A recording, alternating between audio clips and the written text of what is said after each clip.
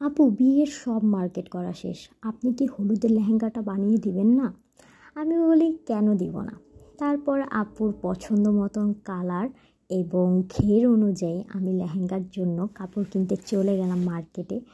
অনেকগুলো কাপড় দেখলাম। অনেকগুলো কাপড় দেখার পর আপুর একটি অর্গানজা কাপড় পছন্দ হয়েছে। ওই কাপড়টা আমারও খুবই ভালো লেগেছে। আমি সেই অনুযায়ী ওই অর্গানজা কাপড়টা নিয়ে নিই। আপনারা ভিডিও শেষে দেখতে পারবেন আপুর অর্গানজা কাপড়টা কী কাপড় নিয়েছি।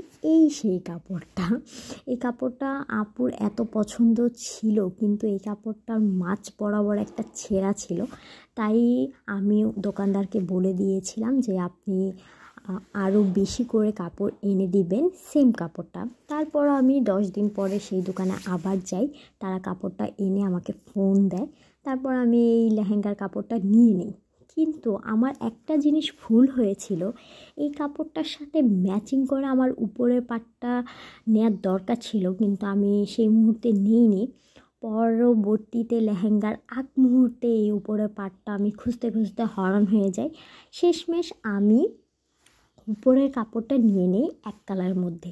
যেহেতু নিচের পাটটা এত গর্জিয়াস আর ওড়নাটাও মাশাআল্লাহ মাশাআল্লাহ অনেক গর্জিয়াস ছিল, সেহেতু আমি উপরের পাটটা খুবই সিম্পল রাখার চেষ্টা করেছি। আর আমি যে কথা সে কাজ, আমি ওই জিনিসটা নিয়ে নিয়েছি। এখন দেখাচ্ছি উপরের পাটটা সেলাই। উপরের পাটের এই লেসটা আমার এত ভালো লেগেছে। আসলে এই লেসটা আমি মার্কেট থেকে কিনে আনিনি। এই লেসটা কোনো একটা ড্রেসের থেকে টুকরা বেঁচেছিল, আমি শুধু গলায় এবং হাতায় দিতে পেরেছি। সম্পূর্ণ ক্রেডিট যাচ্ছে আমার হাজব্যান্ডের উপর, কারণ সে আমার এই টুকরাটাকি লেসগুলো সবসময় গুছিয়ে রাখে যে চৈতি কোনো কাজে তোমার লাগতে পারে। তারপর আমি এই লেসটা দিয়ে দেই। এখন আমি দেখলাম যে অনেকটা সিম্পল হয়ে যাচ্ছে উপরের পাটটা। তারপর আমি কিছু কারচুপি কাজ করে নিই এবং আমি টার্সেলও লাগিয়ে নিই। মার্কেটে যেহেতু টার্সেলের অনেক দাম, সেহেতু আমি চেষ্টা করি কাপড়ের সাথে ম্যাচিং করে টার্সেল লাগিয়ে দেওয়ার। আর পুঁতির কাজগুলো আমার ছোটো বোন করে দেয়, সে খুবই ভালো স্টোনের কাজ পারে। তারপর দেখতে পাচ্ছেন লেহেঙ্গার ফাইনাল লুক।